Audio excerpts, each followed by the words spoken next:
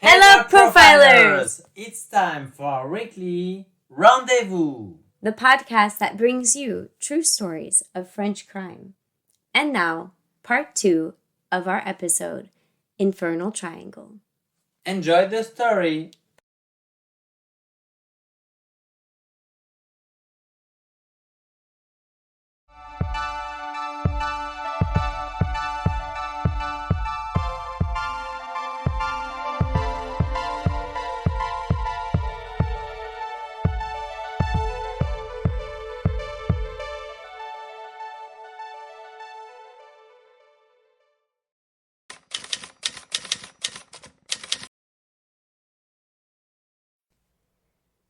These text messages were not sufficient evidence to accuse Muriel Bonin, but the investigators began to wonder about her involvement in the case. The detectives were thinking of two potential suspects, the husband and his mistress. The gendarmerie then placed the two under surveillance, tapping their phones and scrutinizing all the detailed invoices and bills. The first important point to note, during his interview, Sylvain Dromard stated that he had not heard from Muriel Bonin since his wife's death. But he was lying, as the gendarmes discovered thanks to the telephone bills. On July 15th, the evening of the tragedy, the gendarmes investigated the scene and dropped Sylvain off at his brother's house the next morning. And the first person he called was Muriel, his mistress, at 5:11 in the morning. But over the next few days, they continued to keep in touch as well. She called him several times on one of her friend's phones, and also used 3 SIM cards in 6 different phones. But she wasn't the only one to cover her tracks, as Sylvain Dromard also used similar methods, using his customers' cell phones, his company's phone, as well as the phone booth. But unfortunately for him, he made his first mistake. It occurred on July 29th, 2010, when he left a message on Muriel Bonin's mobile, the phone she had disposed of in the river, and whose data the police had managed to recover. In this message, he tells her, "I don't understand. I've still got your answering machine. There's been a tragedy at home. I don't understand." As if Muriel Bonin didn't know about the death of Sylvain Dromard's wife. And the police immediately understand that, in the end, the message was not for Muriel, but for the police themselves. Dromard was trying to cover his tracks. It's now been 4 months since Laurence Dromard's death, and the lovers talk regularly and also see each other in secret. Muriel Bonin would drive around in a gray Volkswagen, a car that's quite rare on the road. One day, this vehicle was spotted in a hotel parking lot in Reims. Sylvain Dromard's car was also there. Sometimes they used their real names. Sylvain Dromard is the head of his company with a certain ease in management, a strong ego, and a touch of manipulation. He would also develop this strategy on one of the policemen. And this police officer will play into his game. He tries to pass himself off as a weak police officer to gain Sylvain's trust. He decides to let himself be manipulated. He allows himself to be manipulated in an attempt to obtain information, and thus gain time to give the other investigators working in the field a chance to find new evidence. During the interrogation, Sylvain Dromard indirectly encouraged the investigators to look into Muriel Bonin's case, And that's exactly what the gendarmes are going to do. They're going to try and reconstruct her schedule thanks to the data that was recovered on her phone. And it's there that they find something rather unusual, since during the week, she generally starts work in the morning at around 6 a.m. and finishes in the evening at around 10 p.m. But on the night of the crime, she switched off her phone early in the evening. On that day, Muriel Bonin made an unscheduled visit to see a friend, but to no avail, as her friend was away. But then again, Muriel never visited her friends unannounced. For the investigators, something wasn't adding up, especially since 3 days later, Muriel phoned her friend to ask a favor. She wanted her friend to say that they'd had dinner together the night Muriel dropped by, and therefore the night of the murder. But she didn't stop there, as she also asked her brother for a strange favor. She explained that some time after Laurence Dromard had been attacked in her home, she had consulted sites selling weapons, and to avoid any problems, she asked her brother if he could delete everything from her computer.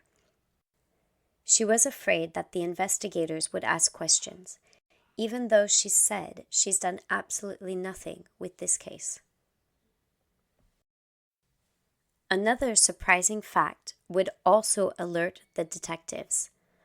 On June 8, 2010, Muriel went to Decathlon, a sporting goods store.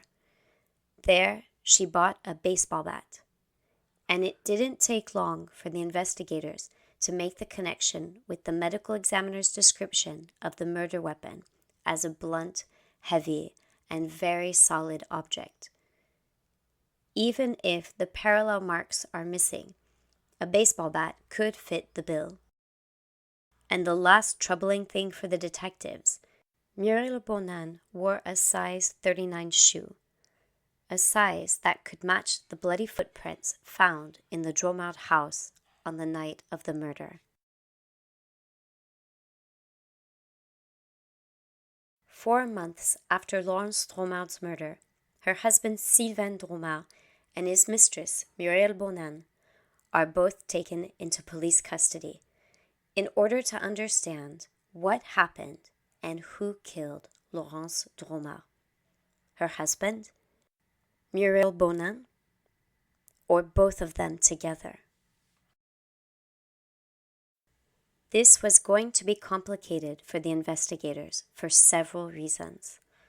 The first was that the two lovers, after so many months, have certainly practiced their interrogation skills and no doubt worked out their story.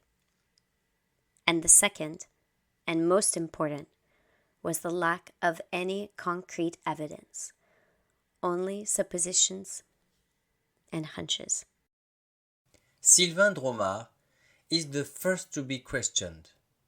The investigators ask him a lot of questions, often the same ones but reformulated in different ways, but he never gives the wrong answer and is extremely precise.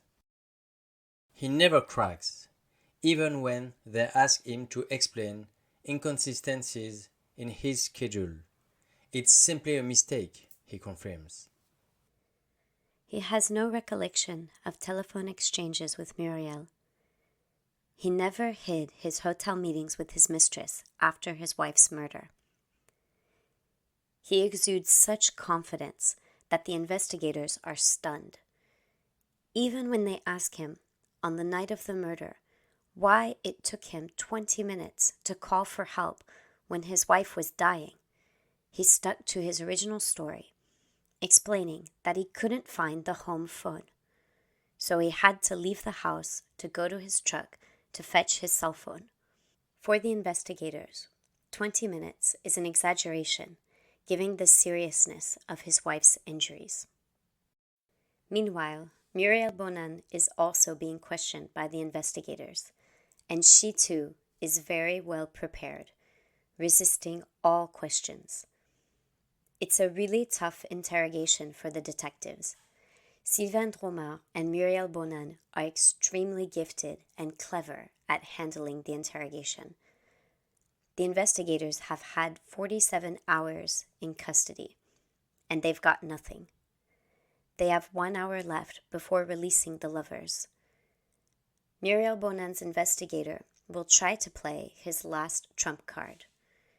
A few hours before the interrogation, Muriel's gray car was inspected and stains were found inside.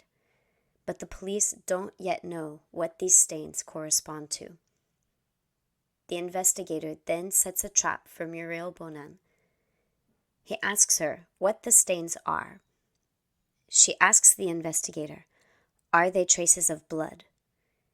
The investigator stares at her without answering. And then Muriel Bonan starts to panic, afraid that her lover is manipulating her and that he may have placed the bloodstains in her car. Panicked, she fears she'll be accused of murder while Sylvain Dromard goes free, especially as she believes the detectives have more evidence against her than against Sylvain. Muriel Bonan has fallen into the investigator's trap. In the final interview, Muriel Bonan explains that she knew the details of what had happened and that it was Sylvain Dromard who had assaulted his own wife. According to her, Sylvain told her the story, explaining that he hit his wife once with the baseball bat, but Laurence didn't fall down. He looked her in the eye and hit her repeatedly until she lost consciousness. After that, he went to his warehouse to drop off the baseball bat and change his clothes. According to Muriel Bonan, this woman was not attacked at 10 p.m., but rather late in the evening. He had organized the whole thing, took jewelry from his home, staged a burglary, and went to throw the jewels into a pond. He then went to a restaurant owner's place to make an estimate, which was to serve as his alibi. But when Sylvain Dromard returned home, his wife was still alive, whereas he had thought she was already dead.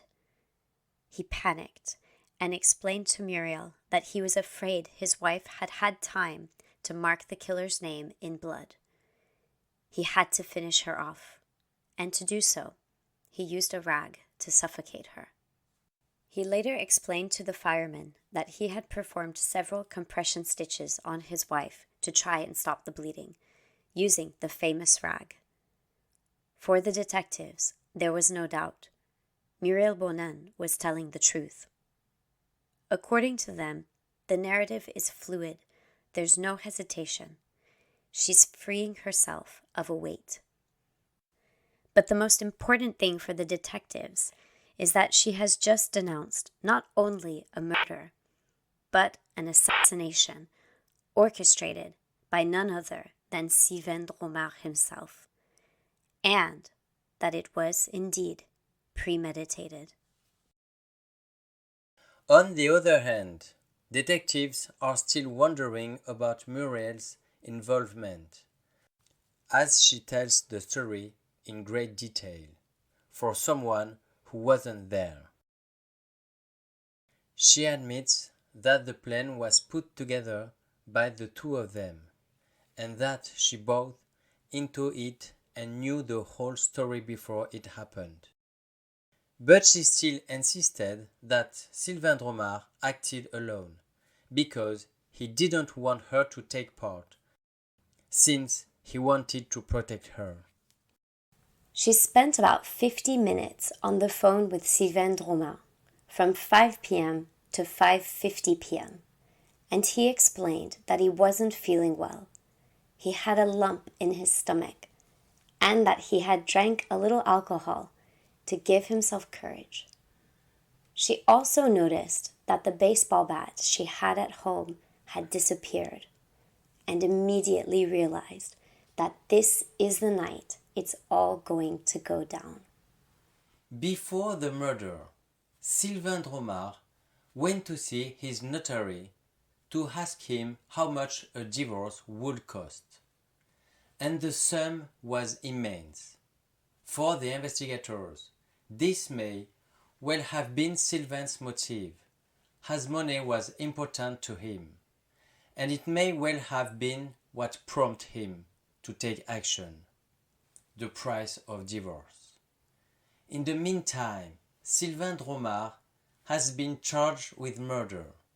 As for Muriel Bonin, she is also charged with complicity in murder. The two lovers end up in prison. A team of divers searched the area for several days, but no jewelry was found in the pond.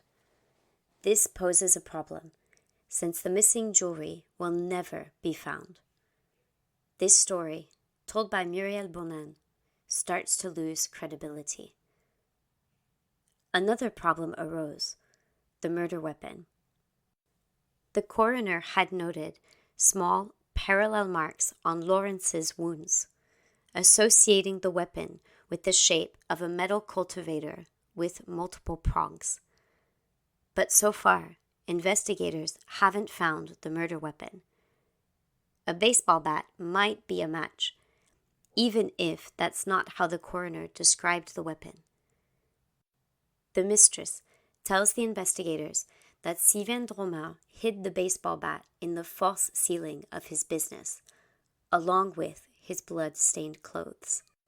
Upon arrival at the scene, in the presence of Sylvain Dromard, it's not necessarily the baseball bat that the investigators are looking for, but rather traces of blood left by clothing as well as by the murder weapon, whether it be a baseball bat or a gardening tool.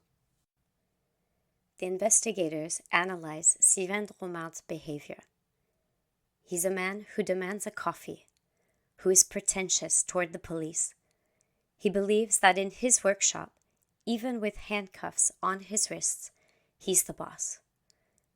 But when the gendarmes approached the false ceiling, the husband's demeanor changed, and one of the investigators described a man who became anxious and much less confident than at first. After an analysis with a UV light, the gendarmes noticed traces, which they immediately lifted and sent to the laboratory, hoping that they might be traces of blood. But still no weapon, no gardening tool, no baseball bat. A few minutes later, another disappointment for the investigators. The stains found at the scene weren't blood, but the officers were about to make a great discovery. In one corner of the false ceiling, they saw a hole. The investigators questioned the employees, and one of them said that Sylvain Dromard had told him that in mid-July he had fallen through the false ceiling while getting carpentry materials. But the investigators see another explanation. Sylvain Dromard had come to hide the baseball bat and had indeed fallen through the false ceiling, which would explain the wounds on his body, which the police officers wanted to photograph during questioning. But no one could find the bat. The gendarmes go back to Muriel Bonin, who has a new explanation to give them. According to her, he left the baseball bat for 2 or 3 days before slicing it up in his workshop and burning it in the vineyard. And when Muriel Bonin finishes her sentence, it's the trigger for the officers: the vineyard. A witness who had been interviewed a few days earlier claimed to have seen Sylvain Dromard's car in the vineyards on July 18th, not far from his home. But the thing was that it wasn't his vineyard, so it had no business being there. So the investigators immediately set off in the direction of the vineyard. When they arrived at the scene, they made a remarkable discovery. They found an area where a number of objects had been burnt, including shoe eyelets and shoe soles partially charred. These shoes, could that be the shoes that left the bloody prints found in the kitchen? But who would have used these shoes? Sylvain Dromard, in order to cover his tracks? Muriel Bonin, who perhaps came to burn them here? And let's not forget that it was also Muriel Bonin who bought the bat. The investigators ask themselves a lot of questions, and the mystery remains impassive. The investigators now turn their attention to Muriel Bonin's case, and the judge authorizes a search of her home. Without further ado, the gendarmes arrived on the scene, and the first discovery was a baseball bat, a great find for the investigators. But after a quick analysis, the baseball bat had 0 marks. It was practically brand new, so it can't be the murder weapon. And Muriel Bonin, once again, offers an explanation. When Sylvain Dromard took her bat, she panicked and decided to buy another one. The investigation becomes difficult. The two lovers have a motive. They both lied. The charges against Sylvain Dromard are Muriel's confession, the fire in the vineyard, and the wounds on his body. The charges against Bonin are the purchase of the bat, her shoe size, and her infamous fight with her rival. A perfect tie. But who killed Laurence Dromard? The investigation will now shift focus to the personalities and behavior of the two lovers, as well as their relationship, in an attempt to find the culprit. Thank you for watching this video. We are excited to share these stories with you and to give a voice to the victims worldwide. If you enjoyed this story, you can help us out by liking the video, subscribing to our channel, and punching the notification bell. Very important, don't forget to give us your opinions in the comments. Thanks again, and we'll see you next time. Au revoir!